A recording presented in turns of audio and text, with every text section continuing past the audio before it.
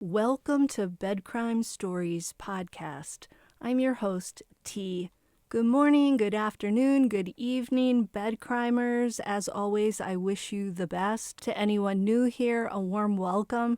Thank you for checking out my channel. Let me just ask that after listening to or watching this video, if you learned something or enjoyed it, please do me a favor and smash that like button. Now, let's dig in. What's up, bed crimers? Hope you guys are all well. Today, I want to talk about the situation in Portland, Oregon, where there is the fear that a serialist is on the loose.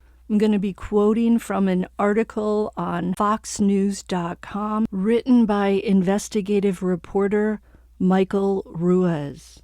Ruiz spoke to a veteran cold case investigator named Joseph Giacalone. He's a retired NYPD sergeant and now an adjunct professor at John Jay College of Criminal Justice.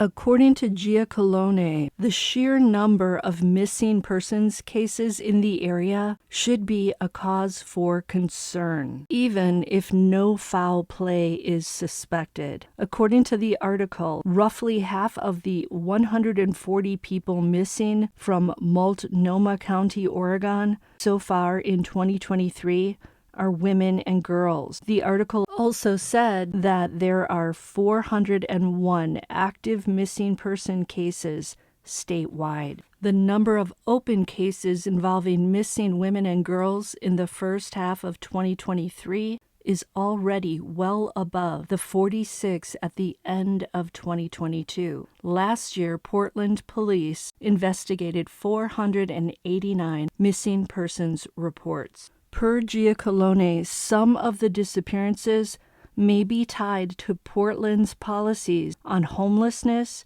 and out in the open drug markets and dealings. The retired detective said he suspects more bodies will be found, likely due to overdoses, and some of those may be concealed by panicked fellow users who don't want to draw attention from law enforcement. The detective advised that there are likely more than 6 bodies that will be found, and he believes there should be a full investigation along with cadaver dogs and more. Of the 6 women found so far, we only know what one of them died from. Joanna Speaks was found in an abandoned barn, and she died by blunt force to her head and neck.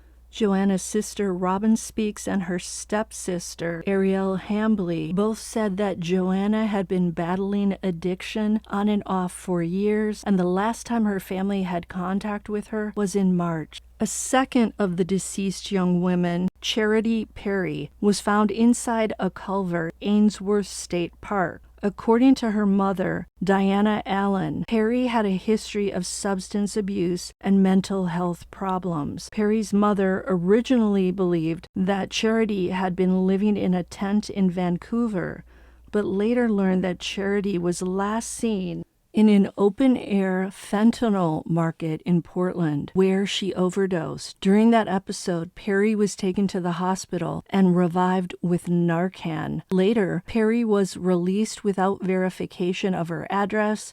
No one looked up her background, and the hospital did not reach out to her emergency contact, and that would have been her mother, Diana Allen. Allen told Fox News, quote, "I had been trying to find her, but every time I went to the tent she was staying out, she wouldn't be there. At first, I didn't know she went to Portland, till the detective informed me of this. They can't give me a day of death, but are pretty sure it was April." Diana Allen believes the evidence shows Charity was taken to the location in the park in an attempt to conceal her remains. Note that according to an article in the Oregonian, investigators are looking into a possible connection between the deaths of Joanna Speaks, Charity Perry, and a third woman, Bridget Webster. All 3 died within 3 weeks of one another.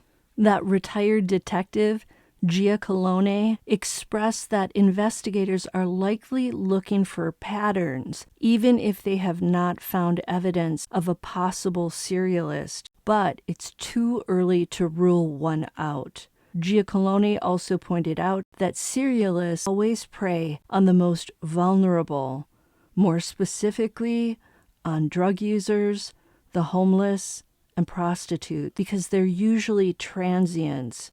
Giacolone said, quote, "People aren't really looking for them after a certain period of time. And the groups that these individuals hang around with, whether it's the drug scene or the prostitution scene, are not really that friendly with the police." The reporter Michael Ruiz of this article ran a search of the National Missing and Unidentified Persons System database, and it revealed at least 4 other Jane Does who were found in the region in 2022. A woman in Lowell in May, another in Salem in November, and 2 more in Woodland, Washington in March and April. One of them was struck by a train. 2 were found on the side of rural roads, and the 4th was found floating in the Columbia River. Giacolone believes Portland, Oregon, right now, offers the perfect cover for a serialist. And that's because, 1, people are going there from all sorts of countries and different parts of the state. 2, the open-air drug scene.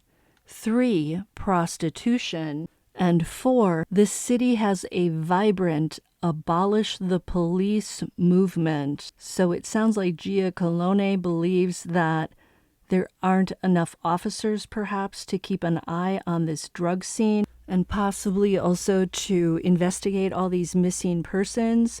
He said, all this makes Portland, Oregon, and the region a killer's sweet spot. That's a very scary thing to hear if you live in that region. I want to be able to say that if you're not involved in the illicit drug scene, if you're not a homeless person there, if you're not involved in prostitution, then you can breathe a sigh of relief, and that may be true. But honestly, we really don't know. It does sound like these vulnerable populations are the ones who really have to be careful right now. And I know that there are probably families where they have members who are engaged in these things and who have very little control in terms of going there and grabbing them and getting them out of the drugs and out of the homelessness and out of the prostitution. It's an awful situation, and I just hope it gets resolved quickly so that people can be a little less tense and a little less fearful. Until the next time on Bed Crime Stories, if you learned anything from this, please smash that like button.